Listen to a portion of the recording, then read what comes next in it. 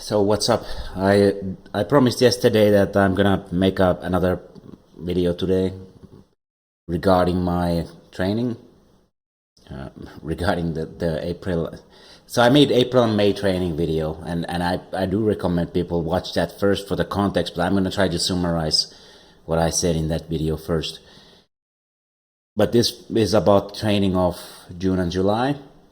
That was my end of my strength training block. So let's just summarize the journey so far. So in April I had a marathon, Bukidnon International, and during the training for that, I suspected that I sustained a stress fracture to my shin, to my tibia. I don't know. I have no official diagnosis and no way of actually getting a diagnosis. But that was my suspicion. So I acted as if I had stress fracture. So I eased off the cardio training, the running training, and boxing reduced. I've been mostly doing boxing as cardio, but like not so much even that during the strength phase. So it made sense to me to focus on just building strength. My goal has been to hit 15-inch biceps while lean, which would obviously mean that I have to build more muscle than that, get a little bit bigger than that first, and then while I cut, just retain most of the size. And another goal is to have a fight still before the end of the year. So there's like a time constraint there to like how much time do I have to build, and so yeah, it was supposed to happen during the strength phase. I needed to gain a lot of size, and you can kind of see when you look at me, I do look a little flat today, so I don't think I actually put on a ton of size during that 2 months. But it's not been completely unproductive. At least most, if not all, of my lifts, I got near the peak levels that I've had. So dips, I did a new record ring dips.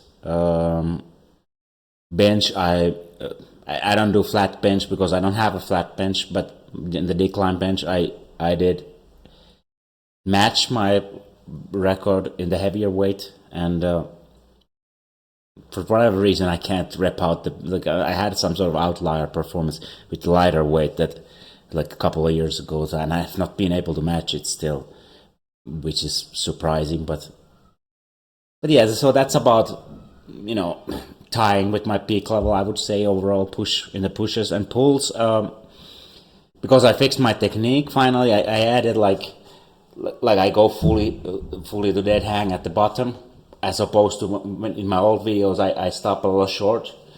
Those few degrees at the end, they cost me a lot of reps, and I've not been obviously like my all-time PR is 20 chin-ups with body weight, and not gotten anywhere near that. I think I've gotten 16 with full hang at the bottom.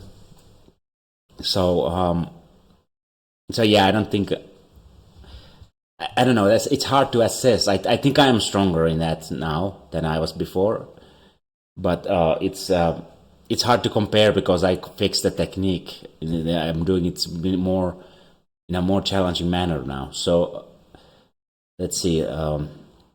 I did do 1 rep max for chin-ups with 32.5 added kilos, which again, it doesn't even beat my all-time PR, which is 36.8. So odd number because I used the 15-pound exercise ball as the extra weight on top of my vest. So that's why it's an odd amount. But yeah, I did that before, but again, less range of motion, so easier. So not comparable really. I don't have much comparison. So yeah, my biceps obviously didn't get to 15 inches even, and they really needed to get a little bit over 15 inches to get there. But I don't have time constraint for that specific goal. I mean, this is my long-term goal. Eventually hit those 15-inch arms while lean. For now, it's more pressing to just try to keep improving. So deadlift, trap bar deadlift, my main movement essentially failed to hit a 1 rep max. But I did do big records in the lower weights. So my 153 kilos, which was, I think it was 2 rep max before, I hit that for 4 reps. So what did I do? 5 reps? Either way, I added like significant amount of reps. Or I'm not even sure if I did 2 on that before. Maybe that was just 1 rep before, and I improved it to 4. Either way, it was a big improvement. I improved 148 to 10 reps, and 143 I think improved to 12 reps. So it's like all those increments suggest much bigger one rep max. So I'm stronger in them. So, like my legs are stronger, or maybe my technique is better, but whatever. I am significantly better in that movement now than before, but it doesn't reflect in like a new record because I don't know. It just didn't pan out. I had the max test, and I started lifting the 163 kilos, which would have been a new record, and it would have been a 2 times body weight finally. But yeah, I got it off the ground, which is better than last time I tried it.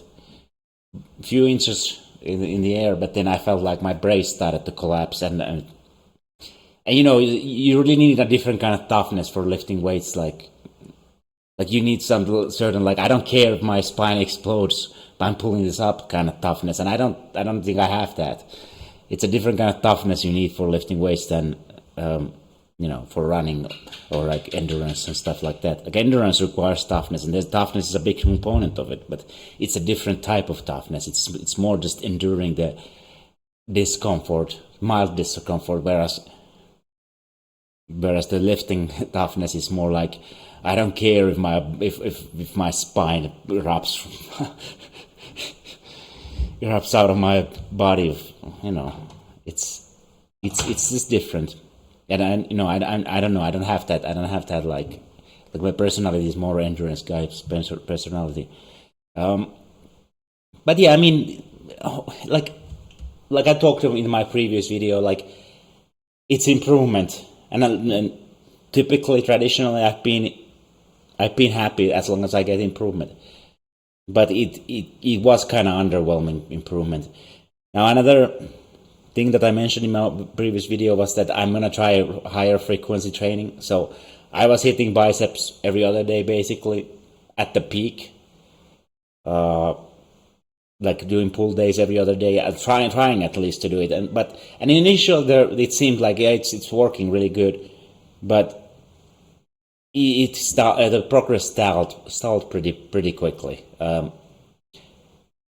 Like I said, I didn't like really see like big improvements on any muscle group during this training phase. Like everything improved a little bit or matched my old levels at lower body weight. So that's, I mean, there's a kind of like a improvement then if you can match your old records and you're still like a few kilos short of that same weight.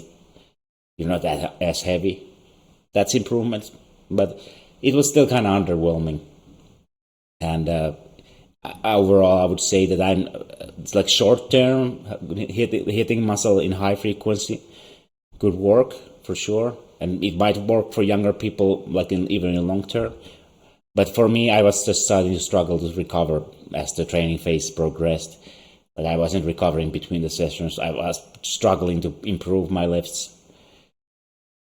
But yeah, I don't know. But that's the end of that training phase. I'm gonna still like I'm not gonna get the cutting yet, but I'm gonna have like an intermediary training phase next. So I'm gonna experiment with full body training. So one of my problems that I mentioned also in the previous video was that my legs don't recover fast enough. Like I do a leg day and then I'm like sore for 6 days. Or maybe not. Maybe that's an exaggeration, but I'm sore for a while. So I spread out my legs, like work across the days more, and I'm gonna do whole body. So a couple of leg movements maybe at most, and then do push and do a pull and a typical full body like kind of workout. I'm gonna experiment with that split instead of my old split. My old split has been working reasonably well for the last 3-4 years, but I should try if the full body split will do better. Like, so I'll do full body day every, 2, 3, 4 days. Like, yeah, I'm always my training is always like very fluid. So if I'm recovering, I can do it fast. If I struggle to recover, I'll have a little bit more gap in between the training sessions.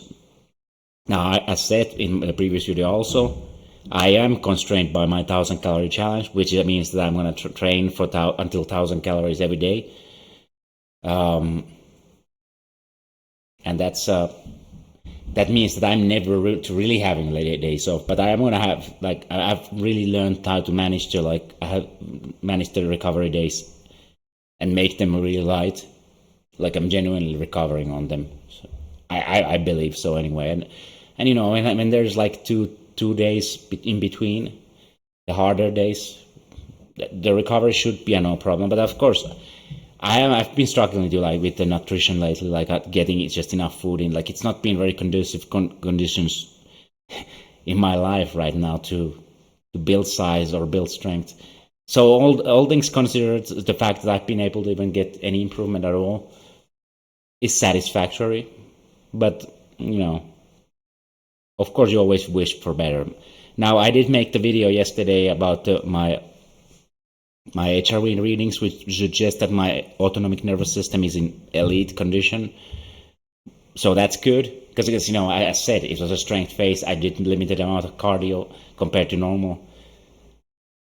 So the fact that my nervous system is still like primed for elite endurance and that kind of health, like high workload, that's like great news. That being said, I don't think my running condition is anywhere near after like 3 months of almost no running. I did run a few weeks ago just before my deload. I ran 2 kilometer interval as a test. I managed to do it in 8 minutes, so 4 minutes per kilometer. But I know that was I was barely doing it, and I don't think I could have repeated. Like, maybe the repeat would have been 8:20 or something if I repeat. But I was like, okay, one is enough, because I'm so not used to running right now.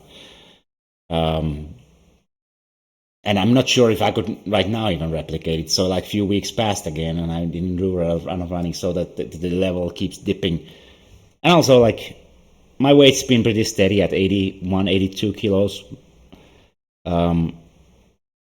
It's not really hitting the heights that it was in the previous bulk.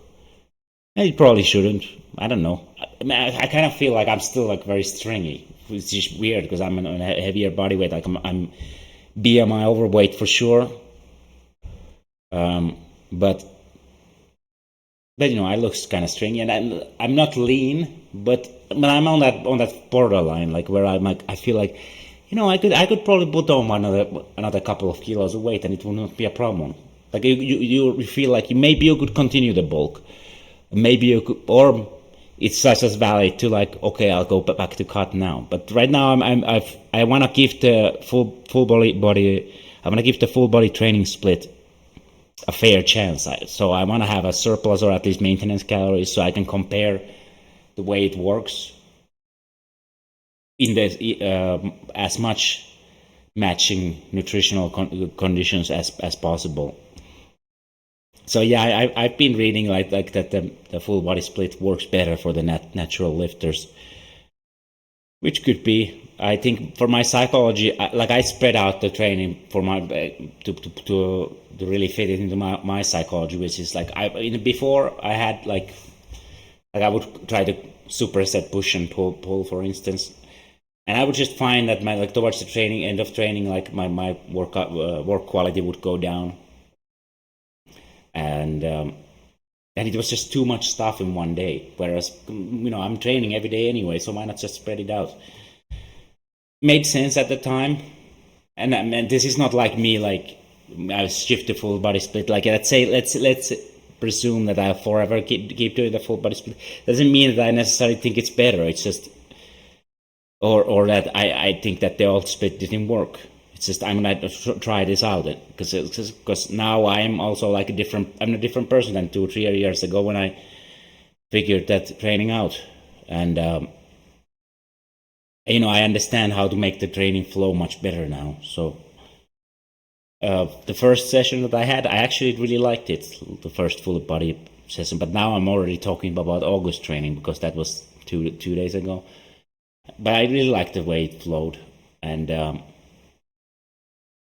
know, I didn't feel like that towards the end I was started to like the movement quality wasn't going down so much. So we'll see. And you know, another thing is like the whole last training block, I was really pushing the lifting volume as high as I could, or maybe I could have pushed it even more, but it was like higher than it has been traditionally for me. So I mean, instead of 2-3 sets, I've been doing 4 to 6 sets, let's say, per movement. So you know, it can be quite a bit of volume. Now I'm gonna shift back to 2-3 sets per movement, especially if I'm doing full body. At least that I start with that. Maybe I'll build up to more. Again, I just have to experience how all these different workouts that I've designed for myself work. Because I mean, on one hand, I also kind of feel like there's just no way I'm gonna get enough volume of everything with like full body workouts, like with just essentially 3 lifting days, lifting day every 3 days, as opposed to lifting a little bit every day. Now, to be fair, I am doing some lifts still in between in between days, the accessory movements at shoulder day, which I still kept the shoulder day as it is because I feel like it's been working very well. Like nothing needs to be modified when it comes to that. And it was always designed to be a recovery day, so it still fits in there just as it is. But yeah, excited to see if I can get like a more of a training response out of the full body days. Obviously, part of the reason is the combine, always a big lift. With the other stuff, I've been very isolation focused up until now. Not worrying so much about like a hormonal response stuff, even though I probably should because I'm a natural lifter. But yeah, all things considered, I'm pretty happy. I'm like I am as strong as I was before. Like I can't definitely say that I'm much stronger than in in 2023 when I was last my peak bulk. I'm not stronger than then. I can't definitely say that. But I'm also pretty much matching the strength while being 1-2 kilos lighter and having a better conditioning than that I had then. But not significantly. Like I wish for 2 years of training, I wish the difference was bigger. But at the same time, I'm probably in much better conditioning, better place to start really pushing the conditioning back, to that elite level. That it was maybe not elite level, but elite for me, my peak level. Let's just put it that way. So yeah, I'm gonna train like this for about a month, maybe 4 to 6 weeks. Then I really have to like the year is running out. Then I really have to commit to the boxing training, and I'm gonna at the same time also slowly ramp up the running. Because last time my mistake during the marathon training was that I ramped up the running too fast. So now I'm gonna build the capacity back much slower while I do boxing, while I cross train more, and yeah, I think I'm optimistic that at the end of the year I'll be after this phase I'm gonna have to cut some weight too. I don't know. I'm still in two minds about it. So part of me feels like maybe you should not cut. Maybe you should just stay try to retain the weight. I mean, maybe some weight will come off with the fight training anyway. Usually it comes. I usually can't keep up with the training volume when I'm really training for a fight. But I might be able this time. It's not that important to lose a lot of weight, but I mean, I do kind of feel like my best all-around shape is around mid-70s in kilos, which would mean I have to lose 5 to 7 kilos from today, from this weight, and that's not a massive cut to make. To be fair, it could be done in again around 6 weeks probably, if I really commit to it. And I would prefer a cut to be very fast. Then just retain the weight while fighting hard, training hard. I mean, actually, it kind of makes perfect sense now that I'm thinking about it out loud. It kind of makes perfect sense to just cut, do this 6 week phase now, 4 to 6 weeks, give or take. It's probably gonna be 6 weeks because I'm gonna struggle to recover between the sessions. I'm gonna need extra days, and I want to go through the cycle multiple times just to give it a fair run, and then it makes perfect sense to like I'm still gonna be kind of ramping up. Like, okay, I'm gonna ramp up the condition during this phase, but it's still not 100, probably 100% like there that I'm ready to like be at 100% fight training at. So it's another 6 weeks while cutting weight, while not training 100%, but like slowly edging to that maximum capacity of training, and then I could have like the final 6 weeks, 6 to 12 weeks, like a real fight camp. But again, I don't know if I'm gonna fight. I was just looking at my sparring footage from the last fight and the last time I sparred, and I was just doing such basic errors like dropping hands and getting caught, like not defending myself out of position, and too relaxed, and like basic errors, basic footwork, this is such basic stuff. Like I had to clean up those basic stuff for sure, and then it's like I can't be taking beatings in training all the time. Like I have to have some good training sessions there too. And if that's not gonna happen, if I'm just gonna get beaten week after week after week, I'm not just gonna be stupid. I'm an old man, and I got kids to raise. The brain damage will have to be worth it. Like it has to be like, okay, I can really put up good performance out there. Like, what's the point of just embarrassing yourself, getting knocked out? Like I have to feel like I have something to show for all the training, in fighting realm to fight again. And I'm probably not gonna get like an easy opponent anyway, no matter who it is. So I mean, not as easy for sure as the guy I fought before, who I could basically beat with just gassing him out. I don't know. That kind of works. You're surprised how far just being very conditioned goes in fighting. Because you sometimes see UFCs. In the UFC, the guy's not that skilled, but he just keeps walking you down and gasses you out. I don't know.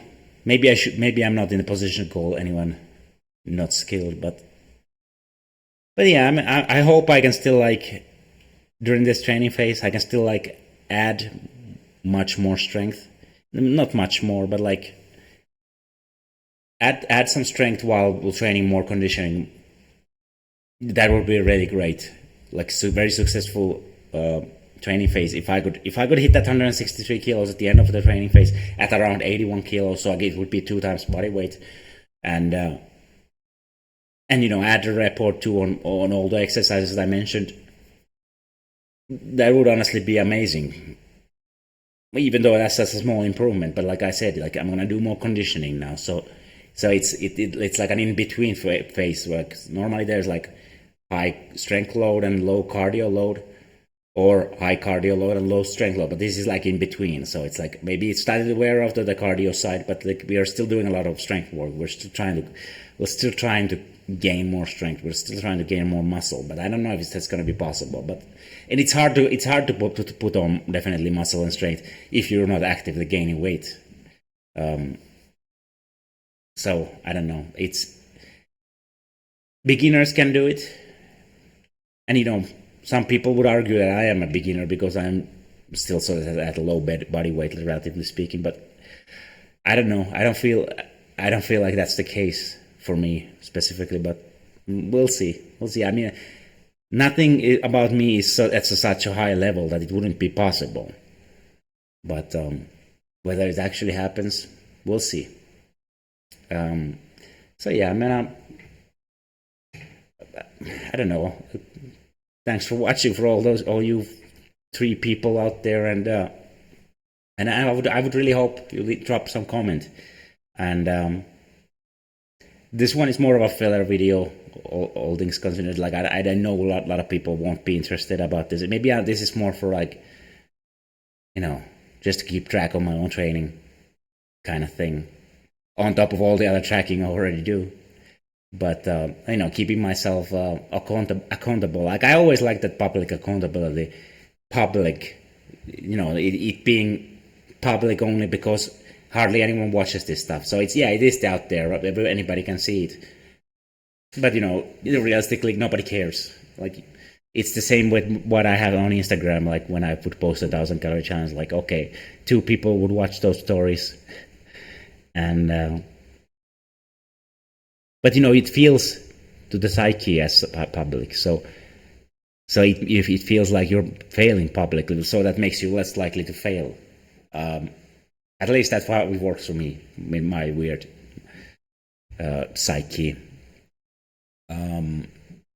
It's still something I wanted to mention. But Instagram. So they banned me for some reason in Instagram. So I was advertising my Instagram before on this channel. I still think the link is up, but I don't think the account is ever coming back, unfortunately.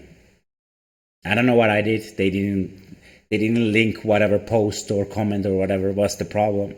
They just straight up removed me, and that is okay. I'm not as much as I kind of enjoyed being on Instagram, which is kind of weird. But I mean, I like the social aspect of seeing other people's achievements and, like, getting inspired by it, and, like, learning. For fitness content, the short form is pretty good to learn. Like, obviously you learn much more from long form, but you can definitely pick up things from short form content too. And yeah, so I enjoyed being there, but I'm not that massive. Like, I don't care enough to, like, go back if my account doesn't just get reinstated. Which like I said, like, apparently a lot of people have been getting bans for no reason. So I'm not holding my breath that I get it back. So yeah, I'm just gonna work on this YouTube now, and train people. Maybe tomorrow or in my next video, whenever I make it, I will get more on, like, specific subjects. But yeah, leave a comment, like, what kind of video would you want me to make. I definitely have some ideas, but it's always more natural to react to something, like respond to something, rather than just here's what I was thinking today, or like blah blah blah blah. I don't know. That feels more natural to me. But yeah, excited for the next training phase, the current ongoing, and like, I really hope it works, because I want something, like, I want my body to respond to something much more than it has responded before. And because I make progress, but it is slow. So I just wish it was a little faster. So maybe the full body session will be the secret sauce. Let's see. Thanks for watching.